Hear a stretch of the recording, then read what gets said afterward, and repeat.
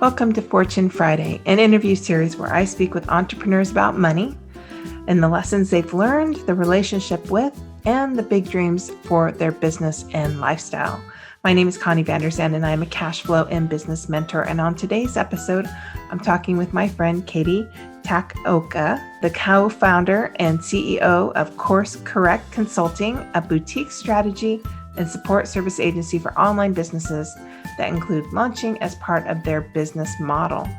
Supported by their crack team of implementers, Course Correct helps their clients succeed through project management, implementation, content creation and curation, and tech stack development. Katy also lives an exciting double life as a tax preparer and is currently serving as the treasurer for the Calgary Japanese Community Association.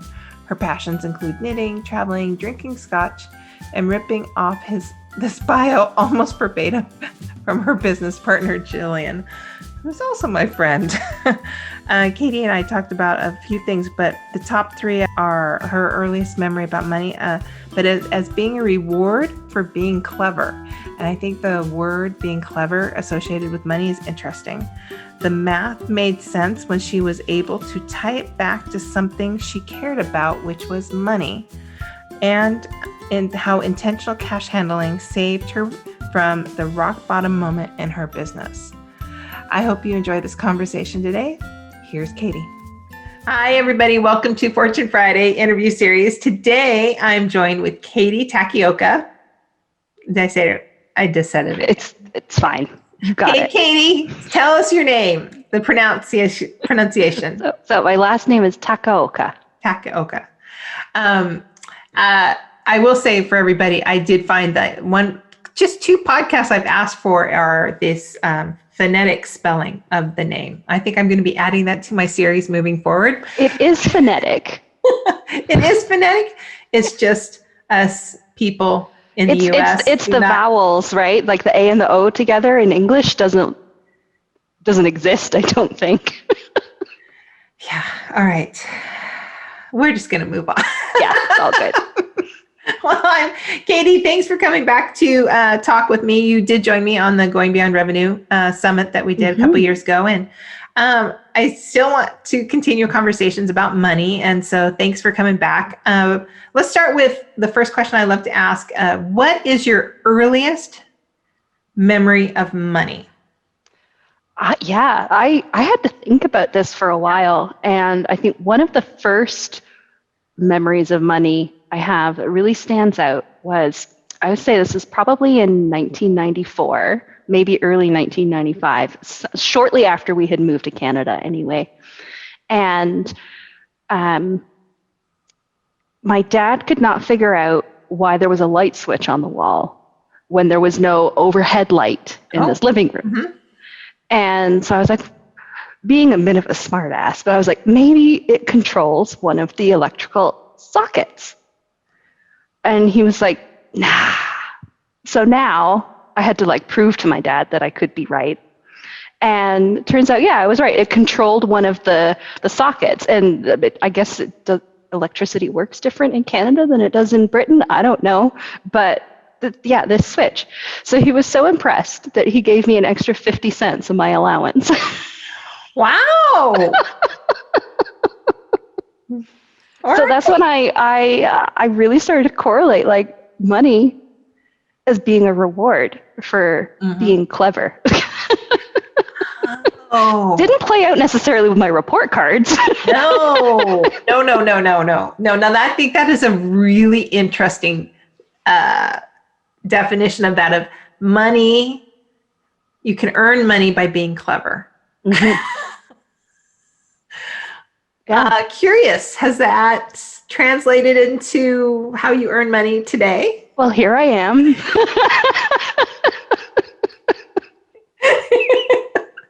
I like to think I'm still clever. You are still very clever. You are the only accounting professional that I know that also has a business in marketing and copywriting. And so, yes, you are very clever.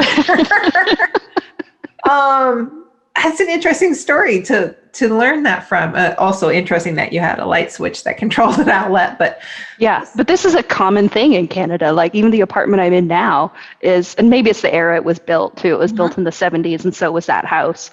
But yeah, like rather than putting overhead lights in rooms, they control a socket, and you just have like a standing lamp. Okay. Yeah. Right.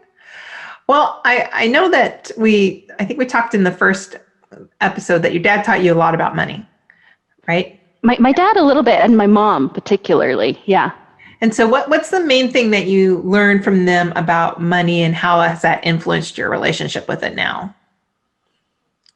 Well, but like there's a few things, right? Like my dad was the breadwinner of the family. When I was growing up, before we moved to Canada, my mom had chosen to be a stay-at-home mom. Before that, she had worked in banking and bookkeeping, because I'm descended from a long line of accountants. And she'd picked up like odd jobs just when she wanted some kind of pocket money. But once we moved to Canada, she couldn't get work right away because she didn't have a work visa. Oh. And so it was a few years before we got permanent residency. And by that point, she had been out of the job market for so long that she was basically unemployable. So she actually started her own business. And this is where I learned that any niche business can work, because she ran a consignment store for square dance clothing from our basement. Oh. Thanks, Mom. Yeah. So that's really where it started, was, just sort of this understanding that there's a breadwinner, and then that allows the other person to pursue their interests, or, that kind of thing. And that has played out in my relationship now as well. So when I was just getting started 9 years ago, Cheryl, my partner, was the breadwinner. And all that, and we talked about this in the Going Beyond Revenue telesummit too, is how we didn't really need to live off the money that I was making, and so we were able to invest it inside the corporation. And now we're at this point where we've relocated across the other side of the country, and the business now supports both of us, because Cheryl has chosen to be at least semi-retired at this point. So, and do similar to what my mom did, which was when she wants some pocket money or she finds something that's kind of interesting to do, she'll do it. But that's about it. Yeah. So it really showed me how money is there to support us, and that's one of its major roles in the family. I love that, because a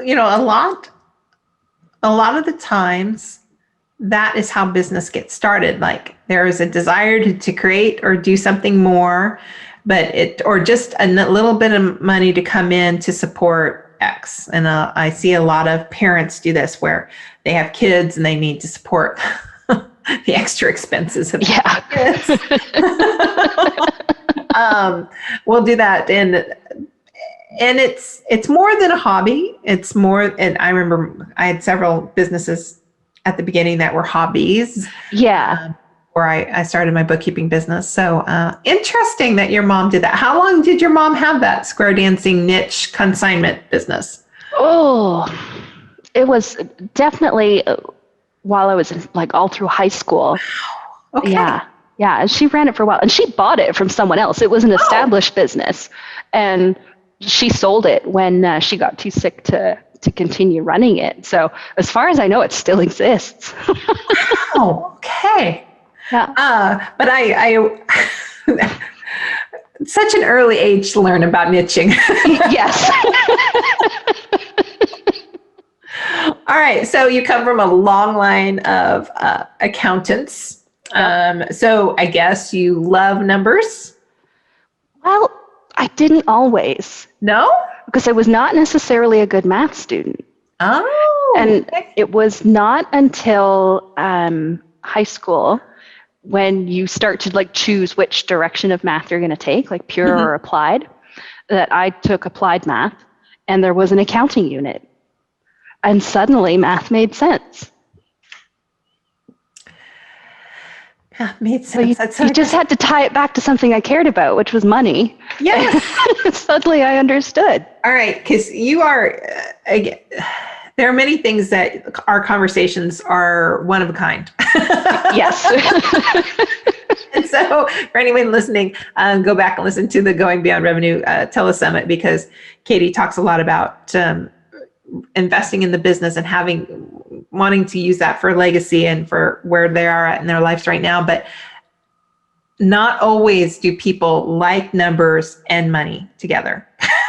Yeah. Or that numbers leads them to having a strong relationship with money. So I got to think that started maybe with how money came, how your family unit talked about money. I mean, where did that strong relationship with money come from that could make that connection? That's a good question. I've never really thought about that. But that'll be for our next interview. Yeah, I'm going to have to think on that now. Because most of the time, like I've talked to a couple people where numbers are our thing. What numbers come really easy, but our relationship with money normally, because what we learned from our parents was shame, guilt, debt, not okay, hiding type of thing. So we had to relearn how to be with money. Yeah. I mean, I will say I learned a lot about budgeting from more so from my mom, because she handled the sort of the family household budget.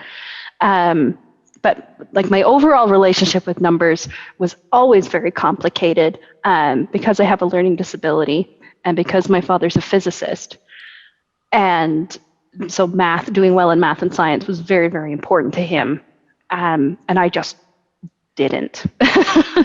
So you would think that my relationship to money would be a little more complicated than it has been. But I think between, when I finally understood math, the numbers and the way they work, by having a way to apply it to everyday life, and then seeing how to have a household budget and how to stick to it and everything, that's got to be it. Yeah. I like that one piece there about, I think more kids in school might appreciate math if they really understood how it was going to apply. We are often told, I remember being in math class, well, when you're older, you're going to use this. When you're older, you're going to really rely on this. And there's many things I'm like, no, there's nothing. Yeah. There's nothing about what I learned. Not at all. I mean, I would say I use fractions a lot. I use percentages a lot. Some algebra, but most of it, no. I think when we were smaller, probably people were like, I remember how many apples are there, and relating to counting apples, or there was more applied, I think, when we first start learning numbers and math. But as you get older into school, it's just getting your homework done, just getting the grade, just moving on to the next class. And because in the US, we don't get an option between applied and theoretical. Oh, okay. So again, the US, we can maybe learn something from this. So you're an accountant. You regularly have a process of updating your numbers. Did that updating help you at all avoid any rock bottom moments? Every business has one, that moment of we either made a poor choice in a spending, or we don't usually learn about that until later. Or, I mean, because you like numbers, I'm going to say that similar to you, that I like numbers, but you have often said just because you like numbers doesn't mean you like doing your numbers. Oh no, yeah. Right. And that has since changed for me, but when it started out, I had no desire really to monitor my numbers whatsoever. So I would say that having an intentional cash handling system saved me from the rock bottom I was experiencing at the time. Awesome. Which is exactly what it's supposed to do, right? I was spending an awful lot of money probably faster than it was coming in sometimes, and which then defeated the purpose of the business at that time, which was to be, build up the nest egg for future. And so when I read Profit First, and it's a very easy read, like you say. I think I did read it in a weekend, and I just implemented it right away, very slowly. I mean, like not the entire system, but in the way that he suggests, and like very incrementally every quarter, adjusting your percentages until you get to where you need to be. And I think that was 3 years ago, maybe 4 years ago, that I did that, and I've been profitable ever since. Awesome. Yeah, there's something about that. Again, intentionality, which goes back to learning budgeting from your mom, I think, was that you intentionally learned that to create a plan for money. And the cash handling system like creates that pause so that we can intentionally use money in a different way. Because beforehand, before the cash handling system, there was no intentionality of what was being spent. No. And if anything, I was spending on whatever my coach told me to spend money on. Yeah, we could have a whole conversation. Yes. That's which, again, I don't think they were necessarily bad things to spend my money on, but I could have been more intentional and planned for it better. Yeah. I think the one thing that people take away from our conversation today is that it's okay to have, it's natural. It's not okay. It's natural for younger businesses to have these types of moments. Yeah. Because we're looking to people to help us with making these decisions. They're recommending it. We're saying yes to them because we believe that their system's the right way. And you'll find what's going to work for you or not, but you do have to try things just to see if that's a good fit or not. Yeah. And most of the time we beat ourselves up over, that was costly, or that wasn't the right move. But you had to learn that to know that wasn't the right move. So, but